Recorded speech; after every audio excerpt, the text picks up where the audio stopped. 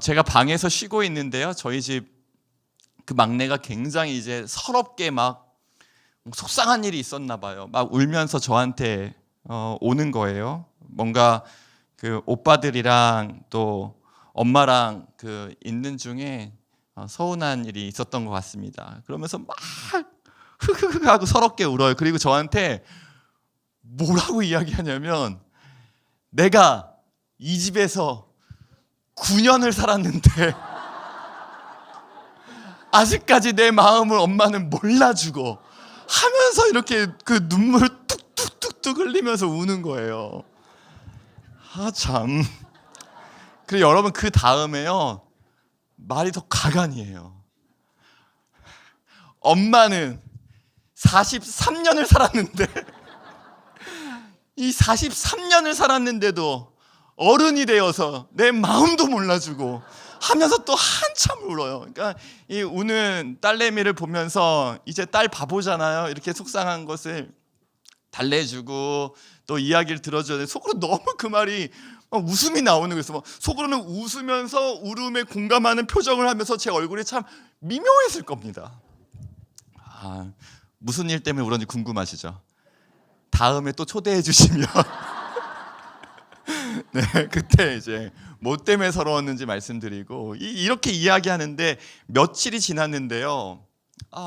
그때는 뭐 정신이 없었고, 며칠이 지났는데 제 마음에 그 막내딸이 한 이야기가 계속 들리는 거예요. 9년이나 살았는데 내 마음도 몰라주고, 43살이나 되었는데 내 마음도 몰라주고 그러는데, 여러분, 이게요, 하나님은 정말 우리 가까이 있는 그 사람들을 통해서 이렇게 말씀 주실 때가 있잖아요. 그냥 그 아이는 서러워서 울고 하소연하고 자기 마음 털어놓고 간 건데, 이제 하나님이 저한테 하시는 말씀처럼 들리는 거예요. 야, 네가 엄마 뱃속에서부터 신앙생활 했다고 하는데 아직까지도 내 마음을 그렇게 모르니? 제가 어느덧 목사 안수를 받은 지 13년이 지났더라고요. 참 많은 시간이 지났는데, 그렇게 네가 그 주의 종이 돼서 하나님의 말씀을 전하겠다고 목사 안수 받고 13년이 지났는데 아직까지도 내 마음을 이렇게 모르니? 제 마음 가운데 너무나 그 강한 충동과 기도가 나오는 겁니다. 하나님 아버지의 마음을 정말 알고 싶습니다. 제가 매주마다 말씀을 전하는 자리에 있었고, 앞으로도 평생을 하나님의 말씀을 전하는 그 자리로 부름받았다면, 말씀 따로 하나님 아버지 마음 따로가 아니라 하나님 마음 모르고 비참하게 설교하는 자리에 있지 않고 주님 마음 제게 주셨으면 좋겠습니다. 그러면서 이제 오늘 말씀 준비하는데 우리 성도님들 위해 똑같이 기도했습니다. 한 평생을 신앙생활 하신 분 있고, 이제 하나님 만나서 내가 남은 인생 제대로 한번 신앙생활 해보고 싶다 해서 오신 분 있을 텐데, 교회는 다니는데 예배의 문턱은 넘는데 하나님에 관한 이야기는 내가 많이 들었는데 하나님 아버지의 마음은 모르고 신앙생활하는 것이 아니라 주님 마음 알려주세요. 하나님 아버지의 마음을 정말 알고 싶습니다. 이러한 소망이 생겼고 기도의 제목이 되었습니다. 그래서 오늘 하나님 아버지의 마음으로 우리 짧은 시간 성도님들과 말씀 나누기 원하는데요. 그 말씀이 오늘 예레미야 29장 11절입니다. 여호와의 말씀이니라 너희를 향한 나의 생각을 내가 아나니 평안이요 재앙이 아니니라 너희에게 미래와 희망을 주는 것이니라. 이 성경 말씀은 항상 이 말씀을 첫 번째 듣는 수신자가 있죠. 이 말씀을 듣는 첫 번째 수신자는 누구냐면요, 바벨론의 포로로 잡혀간 남유다 백성이에요. 29장 1절에 보면 하나님께서 이 말씀을 처음 누가 받았는지 모두가 알 수 있도록 기록해 놓으셨어요. 선지자 예레미야가 예루살렘에서 이 같은 편지를, 예레미야는 편지인 거죠. 이 편지를 느부갓네살이 예루살렘에서 바벨론으로 끌고 간 포로 중 남아있는 장로들과 제사장들과 선지자들과 모든 백성에게 보냈는데, 그러니까 예루살렘에서 예레미야는 예루살렘에서 활동했던 선지자거든요. 남유다가 바벨론에 완전히 멸망하기 전에, 그래서 눈물의 선지자예요. 이 편지를 저기 바벨론 땅에 포로로 잡혀가 있는 백성들에게 보낸 거죠. 포로로 잡혀가 있는 백성들이 너무나 혼란스럽고 이해가 되지 않는 이 상황 가운데 하루하루 이것이 무슨 일인가? 우리가 지금 왜 여기 잡혀 있는가? 이렇게 물을 때에 편지가 도착했는데 그 편지를 읽어보니 이렇게 쓰여 있는 겁니다.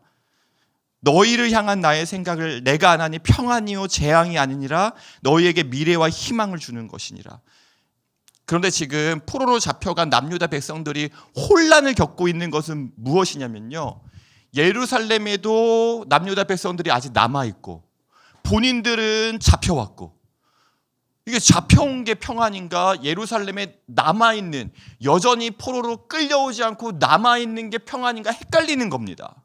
또 한 가지 헷갈리는 건요, 지금 하나냐라는 선지자가 딱 등장해서 어떠한 이야기를 해주냐면, 지금 막 남유다는 점점 멸망의 길로 가고 있고 백성들은 눈앞에서 포로로 잡혀가고 있는 이 상황 가운데 2년 남았다라는 이야기 해주는 거예요. 2년만 견디면 됩니다. 2년만 참아내면 됩니다. 그러면 하나님께서 회복시키실 것입니다. 그런데 예레미야 선지자가 눈물을 뚝뚝뚝뚝 흘리면서 2년 아닙니다 하는 거죠. 28장 11절 말씀을 보면 모든 백성 앞에서 하나냐는 2년 안에 이러한 이야기를 하는데요, 예레미야는 어떠한 이야기를 하냐면 29장 10절에 바벨론에서 70년이 차면 내가 너희를 돌보고. 그러니까 남유다 백성이 혼란스러운 거예요.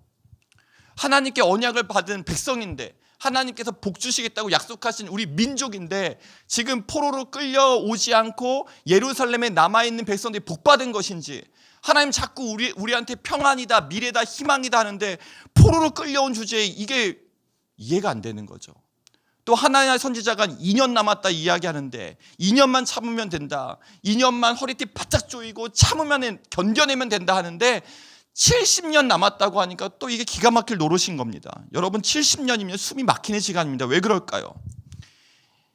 이 편지를 바벨론 그 이방 땅에서 포로라는 신분으로 이 편지를 받은 중년들은요, 장년들은요, 노년들은요, 이렇게 들리는 말 아닙니까? 너희가 죽기 전에 포로 생활 끝나지 않을 거야. 너무나 큰 절망이잖아요. 이러한 이 남유다 백성들이 혼란을 겪고 있을 때, 이 상황으로 인한 혼란이죠. 나에게 닥쳐온 이 상황과 환경으로 인한 이 혼란을 겪고 있을 때 하나님께서 하신 말씀이 내 마음 좀 알아다오입니다. 내가 내 마음을 전해줄게. 너희를 향한 나의 생각을, 저는 이 말씀을 읽을 때마다 계속 나의 마음을 내가 안 하니 이렇게 묵상했습니다. 너희를 향한 나의 마음을 내가 안 하니 평안이요 재앙이 아니니라, 너희에게 미래와 희망을 주는 것이니라. 어떻게 하나냐가 약속하고 있는 2년 뒤면 회복될 거야, 2년 뒤면 이 포로 생활 끝날 거야 라는 이 하나냐의 이야기가 희망이 아니고 평안이 아니고, 예레미야가 전한 이 70년 이야기, 70년이 차면 내가 너희를 돌볼 거야, 나의 생각을 내가 안 하니 평안이요 재앙이 아니니라. 이 70년이 어떻게 평안이 될 수 있을까? 끝이 보이지 않는, 내가 죽기 전에 이 끝을 볼 수 있을까라는 이 예레미야 말씀이 어떻게 평안이 될 수 있을까? 이게 오늘 말씀을 묵상하면서 우리가 던져야 되는 질문이죠. 그런데 이 상황을 보면서, 이 모든 상황을 보면서 우리가 한 가지 관찰하게 됩니다. 하나님께서 분명히 이것은 재앙이 아니라 평안이에요 라는 하나님의 마음과 말씀을 전해주셨는데요, 그러니까 하나님의 마음을 끄집어서 지금 나에게 주신 겁니다. 그런데 이 하나님의 마음이 받아들여지지 않으니까 하나님의 말씀도 잘 들리지 않아요. 지금 상황이 하나님의 시선으로 해석되지 않고 이 상황에 이 70년이라는 상황, 바벨론에 끌려 잡혀온 이 상황과 환경에 나의 감정과 느낌과 주관이 함몰되어 있으니까요. 지금 눈앞에서 하나님의 말씀과 마음을 주님이 꺼내어 주셔서 주시는데도 상황 때문에 마음에 와닿지 않는 거예요. 아까 예레미야 선지자는 그 예루살렘에서 활동했잖아요. 놀랍게도요, 성경은요, 포로로 같이 사로잡혀온 선지자 한 명을 기록합니다. 이게 저는 하나님의 사랑 같아요. 이게 포로끼리 있으면 너무 혼미하고 혼란스러우니까 이 상황을 조금 벗어나서 끊임없이 하나님의 마음과 말씀을 전해주는 선지자 한 사람을 사로잡힌 그 남유다 백성들 한가운데 심어 놓으세요. 끊임없이 말씀을 들어야, 끊임없이 하나님의 마음을 듣지 않으면 이 상황 때문에 좌절하고 무너지는데, 하나님이 자녀를 보시면서, 우리 자식들 보면서 상황이 문제가 아니라 이 상황 때문에 자녀가 무너지면 그 마음이 더 힘들잖아요. 상황이 아무리 거세고 폭풍처럼 몰아쳐도 내 자녀들이 믿음으로 견고하게 이겨낸다면 그거 감사 제목이잖아요. 하나님 보시기에 내가 아무리 평안이다, 미래와 희망이라고 약속을 해도 이 상황 가운데 무너지는 너무나 연약한 이 하나님의 자식들을 그냥 둘 수 없어서 그 사이에서 끊임없이 하나님의 말씀을 전하는 선지자 한 명을 심어 놓으시는데, 그 선지자가 에스겔이에요. 그래서 에스겔은 같이 포로로 끌려옵니다. 그런데요, 아까 제가 이런 이야기 했잖아요. 상황과 환경에 내가 빠져 있으면 하나님이 아무리 말씀을 주시고 하나님의 마음을 꺼내서 주셔도 와닿지가 않는다고요. 이게 나를 둘러싸고 있는 상황과 환경을 깨부시고 하나님의 말씀과 마음이 나에게 닿아야 내가 힘을 얻고 살아갈 수 있을 텐데 이게 와닿지 않는 거예요. 그게 에스겔 33장 31절에 기록되어 있는데 제가 읽어드릴게요. 한번 잘 들어보세요. 백성이 모이는 것 같이 내게 나아오며 내 백성처럼 내 앞에 앉아서 내 말을 들으나 그대로 행하지 아니하니 이는 그 입으로는 사랑을 나타내어도 마음으로 이익을 따름이라. 에스겔을 심어 놓으셨어요. 내 마음과 말씀이 지금 포로 생활을 하고 있는 남유다 백성들에게 전달되지 않으면, 와닿지 않으면 그 상황과 환경에 무너질 수밖에 없는 게 내가 너무나 사랑하는, 그런데 연약한 내 자식들이기 때문에 에스겔을 옆에 같이 붙여 놓으셨는데도 불구하고 이 상황과 환경이 무슨 성벽처럼 남유다 백성들을 빙빙 둘러싸고 있으니까요, 이 말씀이 못 들어오는 거죠. 그런데 여러분, 포로 생활을 하고 한 11년 정도 지나서 역사의 대반전의 사건이 벌어집니다. 이스라엘 백성들이 혼란을 겪고 있는 것은 뭐였죠? 그 포로로 끌려온 사람한테 평안이라고 그러고, 저기 예루살렘에는 여전히 남아있는 백성들이 있는데 이걸 비교하면 어디에 있는 게 평안이에요? 물으면 상식적으로 포로가 평안이다 누가 이야기하겠냐고요. 그런데 11년이 지났어요. 에스겔 선지자가 끊임없이 하나님의 마음을 또 말씀을 전하고 11년이 흘렀는데 바벨론에 있는 포로로 끌려온 남유다 백성들에게 한 가지 소식이 들려요. 예루살렘이 함락되었다.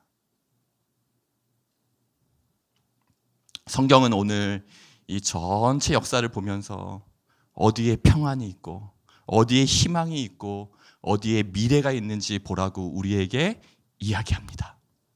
잠시 잠깐 성 안에서 평안을 누리는 것 같으나 멸망으로 치닫는 인생이 있고, 지금은 포로로 사로잡힌 것처럼 너무나 갑갑하고 답답한 현실 가운데 있으나 거기에 하나님은 에스겔 선지자를 두시고, 에스겔 선지자를 두셨다는 것을요, 우리가 영적으로 상상해 보면요, 거기에 하나님의 말씀이 있다. 거기에 여전히 하나님이 함께 하시고 끊임없이 말씀하시고 끊임없이 하나님의 마음을 꺼내어서 보내주시는 그곳에 평안이 있다는 것을 우리에게 알려주시는 것이죠. 하나님의 열심이라는 그 찬양, 그 가사에 이러한 찬양이 있더라고요. 조금 느린 듯해도 기다려주겠니? 조금 더딘 듯해도 믿어줄 수 있니? 저는 이 가사요. 조금 느린 듯해도 기다려주겠니? 조금 더딘 듯해도 한 다음에 하나님의 마음이 뭐냐면 내가 너희들에게 한 이 재앙이 아니라 평안이라는 말을 믿어줄 수 있니? 미래와 희망을 약속한 나의 약속을 믿어줄 수 있니? 이렇게 말씀하시는 하나님의 말씀으로 느껴졌습니다. 이 말씀을 붙들고 포로로 잡혀간 바벨론에서도 신앙을 지키며 살아가는 사람들이 있었겠죠. 단순히 먼 미래에 하나님의 약속을 그냥 기다리는 것만이 아니라 버티고 인내하는 것을 뛰어넘어서 오늘 나를 이 자리에 있게 하신, 포로로 끌려가는 것처럼 보이지만 나는 내 발로 포로로 왔다, 이렇게 자신감 있게 선포하면서 내가 여기에 있는 것은 주변의 모든 사람들은 그것은 바벨론의 포로로 잡혀간 불쌍하고 비참한 인생이다라고 이야기해도 거기에서 하나님의 말씀을 받고 나를 이곳에 보내신 것은, 이 가정에 보내신 것은, 이 다락방에 속하게 하신 것은, 이 교회에서 신앙생활하게 하신 것은, 오늘 이 시간 이 브라보 시녀 예배에 오게 하신 것은 여기에 하나님의 뜻이 있다 라고 믿고 살아가는 하나님의 백성들은 주님의 마음을 조금씩 깨달아가고 알아가는 것이겠죠. 그런데 여러분, 이렇게 단순히 기다리고 버티고 인내하고 하나님의 약속의 말씀 하나 붙들고 살아가는 그 삶도 참 감사한 삶인데, 이걸 뛰어넘은 또 한 인물을 성경은 기록하고 있어요. 그 사람이 바로 다니엘입니다. 다니엘이 포로로 잡혀왔다는 것을 잘 알고 계실 거예요. 하루에 3번씩 창문을 활짝 열고 왕의 도장에 찍힌 것을 알고도 기도했던 다니엘. 그런데 다니엘 9장 2절 말씀에 보면 어떠한 기록이 있냐면요, 제가 읽어드릴게요.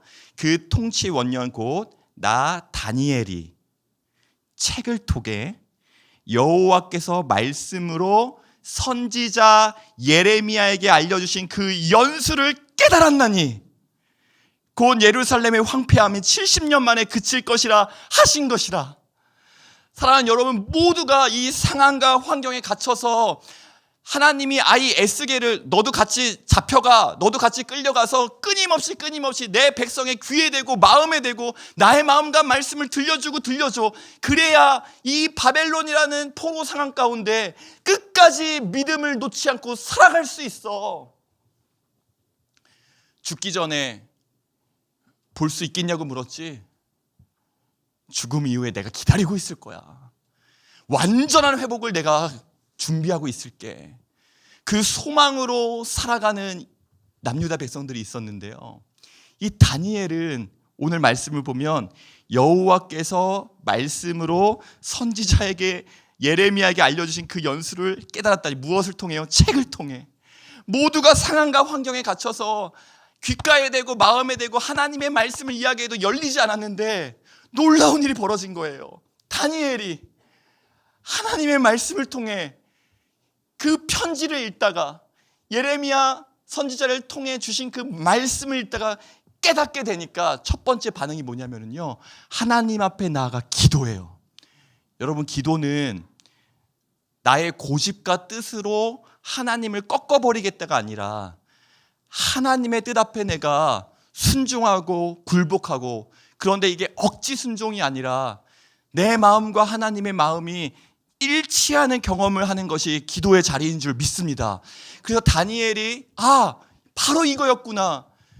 지금 나는 그냥 바벨론 이 제국 하에서 믿음 지키는 것만 생각했어요. 내가 여기서 견디고 인내하고 버텨서 이 신앙 잃지 말아야겠다. 뜻을 정하여 하나님 앞에서 경건한 백성으로 살아가야지. 이것만 생각하고 있었다고요. 이 상황과 환경 가운데 내가 믿음 버리지 않고 포기하지 않고 끝까지 마지막까지 주님 만나는 날까지 아무리 고난이 다가와도 이 믿음 버리지 말자라고 지켜왔다고요. 그런데 다니엘의 시야가 확 넓어지는 겁니다. 이 책을 통해, 말씀을 통해 하나님께서 나를 이곳에 보내신 그 이유를 선명하게 깨닫고 상황을 하나님의 시선으로 해석하는 은혜가 부어지니까 다니엘이 하나님 앞에 기도하는 기도가 달라졌을 거예요. 하나님, 이제는 제가 이 어려운 상황과 이 포로로 끌려잡힌 환경 가운데 그냥 믿음 지키는 수준을 뛰어넘어서 이곳에 보내신 하나님의 뜻과 원대하신 계획을 알고 싶습니다. 성경은 회개의 기도를 기록하고 있는데요, 회개 다음에 하나님은 그 정결하고 정직한 마음에 하나님의 마음을 부어주십니다. 그리고 다니엘은 다니엘 9장까지 다니엘의 믿음, 바벨론 상황 가운데 다니엘이 어떻게 신앙을 지켜왔는지를 기록하고 있다가 9장부터 완전히 무대가 바뀌는 것처럼 확 전환되어지고 9장 이후에 다니엘이 하나님의 말씀과 마음을 깨닫고 난 다음에 9장부터 나오는 내용이 무엇입니까? 꿈과 환상과 계시예요. 단순히 상황을 버티고 인내하는 믿음도 너무나 귀한 믿음이에요. 오랜 시간 우리 사랑하는 시니어 성도님 위해 기도하면서 눈물의 골짜기, 사망의 음침한 골짜기를 지날 때에도 함께 하시는 주님의 섬세한 돌보심을 경험하면서 그 믿음이 정금과 같이 빛나도록 많이 기도했습니다. 그런데 오늘 말씀을 통해서 그 너머에 기도가 있다는 걸 알았어요. 단지 상황과 환경에서 내 믿음 지키는 정도의 수준이 아니라 그걸 뛰어넘어 이 상황에 나를 있게 하신 하나님 아버지의 마음과 심정을 깨달을 때의 주님은 다니엘 9장 이후에 이전에는 그 누구도 보지 못했던 놀라운 꿈과 환상과 계시와 앞으로 하나님께서 행하실 놀라운 일들을 보여주신 것처럼 나를 둘러싼 상황과 환경이 말씀으로 쪼개어지고 부서지고 내 마음에 하나님의 심정이 닿을 때 나를 둘러싼 이 상황과 환경 가운데 나를 보내신 다니엘에게 꿈과 환상과 계시를 보여주신 것처럼 우리 사랑하는 성도님들을 향한 하나님의 원대한 계획과 뜻과 사명과 꿈과 환상과 계시를 보여주실 것을 믿습니다. 그래서 이제 정말 이 말씀을요, 우리의 삶에 적용하고 내 상황에 적용하고, 그래서 포로 그 시기에 이러한 일이 벌어졌구나가 아니라 내가 정말 내 상황 가운데에서도 이 상황을 이겨내는 믿음을 넘은 하나님께서 우리에게 주시는 이 세상이 위로하고 내 마음 알아주고 달래주고 토닥여주는 것을 뛰어넘어서 바벨론 한복판에 있었던 포로 신분이었지만 그에게 꿈과 환상을 보여주신 것처럼 하나님께서 우리에게 그 은혜를 주실 것을 믿습니다.